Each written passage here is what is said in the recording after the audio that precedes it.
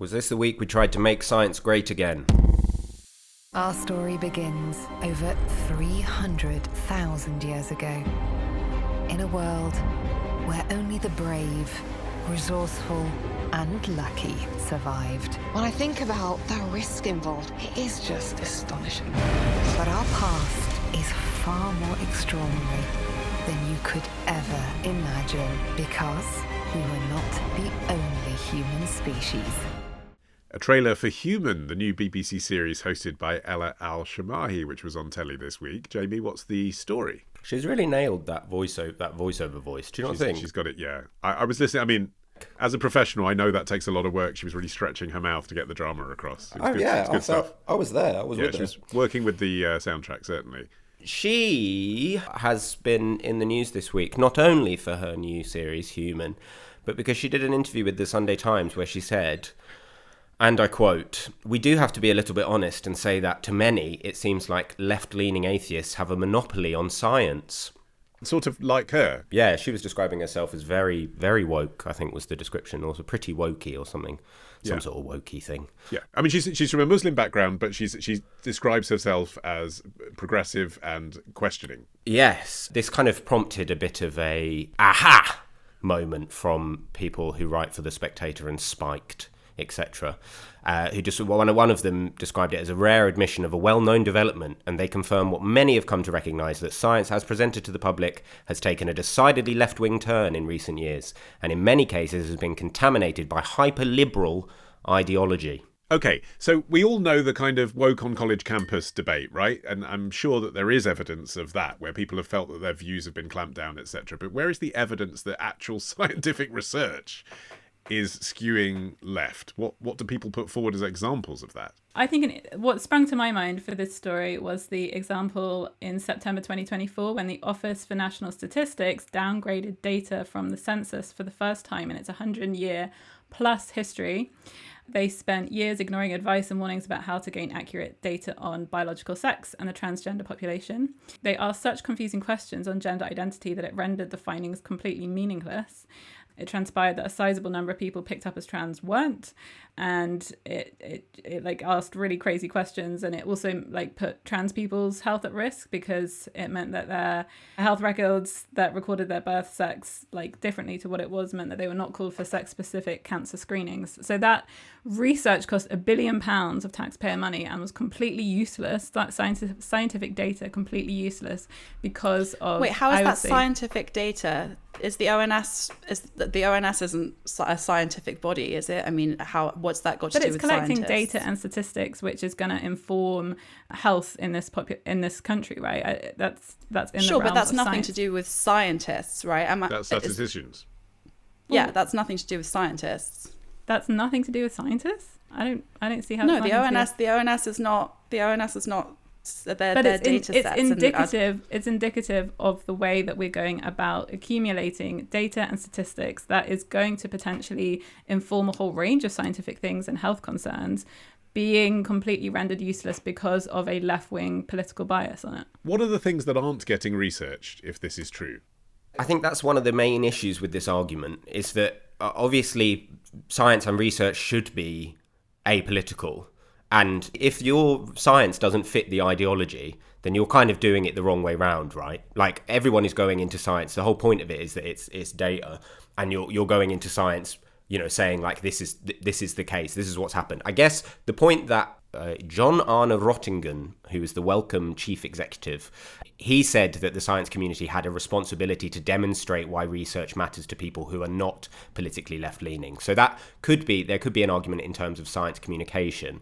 It's all shrouded by the fact that the right wing in America, and Trump in particular, is defunding a lot of climate science and a lot of the chats around vaccines. And so the scientific community are responding to that. But to me, I struggle to really believe that this is a problem. It doesn't feel to me like we need to have more right-wing scientists. I think maybe we just need to be better at explaining science to the public.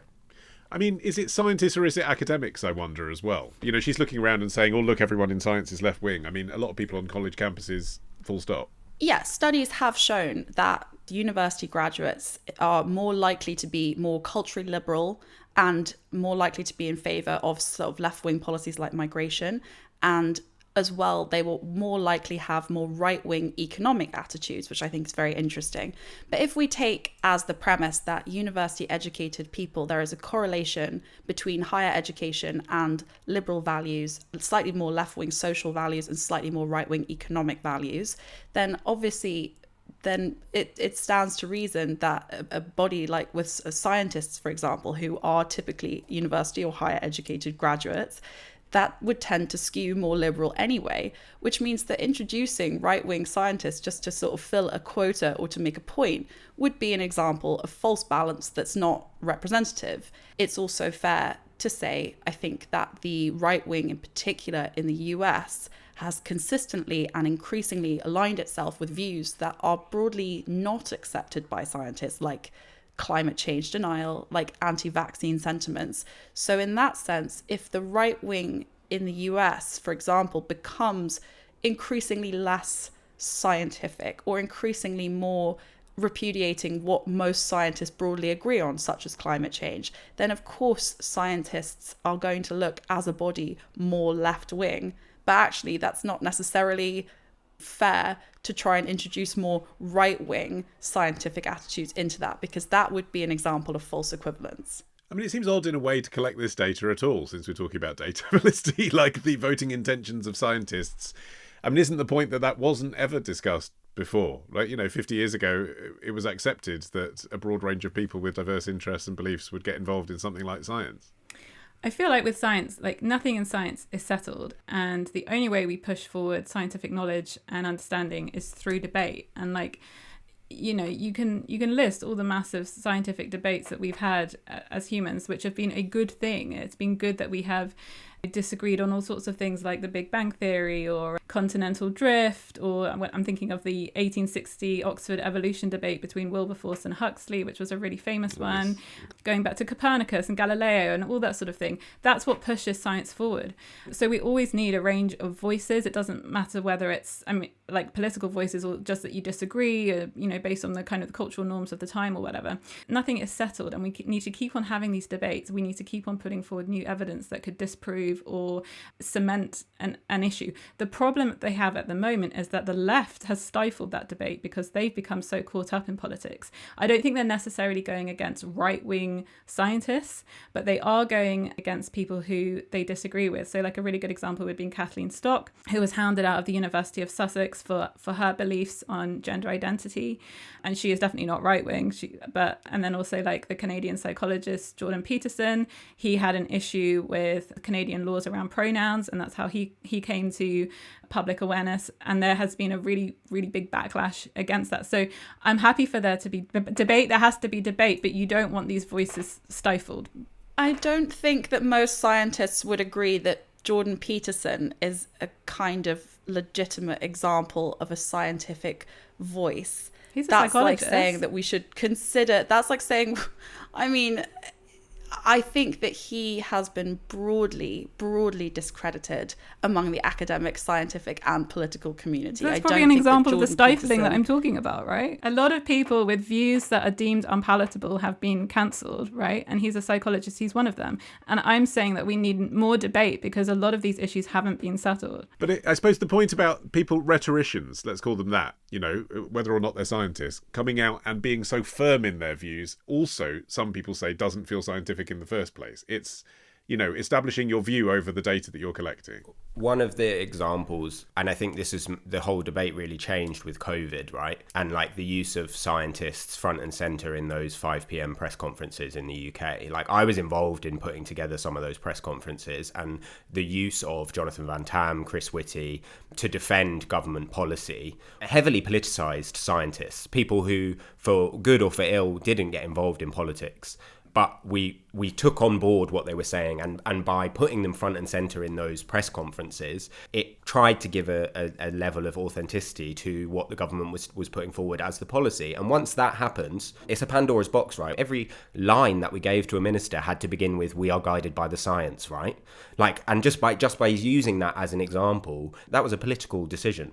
Yeah, you can say we are guided by the science as much as you want, but they are making political decisions, whether it was more Yes. lockdown or but whatever not it was. necessarily perceived as right or left at the time. I mean, in the frame of British politics, the Labour Party were supporting what the Conservative Party were doing. I think it was because things like face masks that became like a libertarian. Yeah, libertarian, issue. but not in mainstream politics. Yeah, but you'd associate that with like conservative and right wing, that they don't want their liberties infringed on, which they were. So I would say that was probably another and example also of... like the Guardian, for example, used the SAGE, the group that weren't of government scientific. They had like a separate group of scientists. They put them on the front page pretty much every day during the pandemic. So there are arguments that I think pretty much the pandemic did make us see science as, it was a question of, whose science is this? Who's coming up with this? And everyone went out. I mean, the Spectator found their own scientists from across the world, right, to back up their anti-lockdown views. So it definitely politicised it for good or for ill. I mean, I'd say for ill. There's sort of a responsibility there, isn't there, Harriet, as journalists, with science that's reported and how it's reported? Because often it seems to me when we're researching a subject and, you look at something like The New Scientist, for instance, once you get into the detail of paragraph 3, you realise things are never straightforward and it's never quite what it says in the headline and there's always question marks about stuff. But things get reported in a very boiled down, straightforward way, often, frankly, as a kind of clickbait to encourage comments that haven't read the detail. And in a sense, that's not science at all. That's science communication. It's a different thing. Yeah, obviously there is a massive, massive gap between what the studies tend to say or what the scientists tend to say or the data sets tend to say and how they are sometimes communicated. I think that is a failure on the part of both bodies, actually. I think that's a failure on the part of scientific and academic institutions creating studies and reports that aren't necessarily written to be read by anyone but academics, for example. So there's an issue there, and also an issue in the way that journalists report on scientific stories. Some of it's out of our control. Sometimes we don't have the time or the expertise or even the kind of access to data that we need to make it the most accurate reporting possible. We do the best we can in the constraints that we have, but then also obviously there is a multitude of examples of journalists reporting on scientific stories in a slightly sensationalized, not necessarily accurate or trying to be accurate way, but still with the intention of communicating something to the public. So I think there are failures on the part of everyone involved in how studies and science is reported. But I do think that generally speaking, and this might be like a naive view, but generally speaking, I believe that scientists and journalists are both trying to do the best they can with the limitations of funding and time and language and expertise and communication that they have to give the public the most accurate representation of what they believe to be true.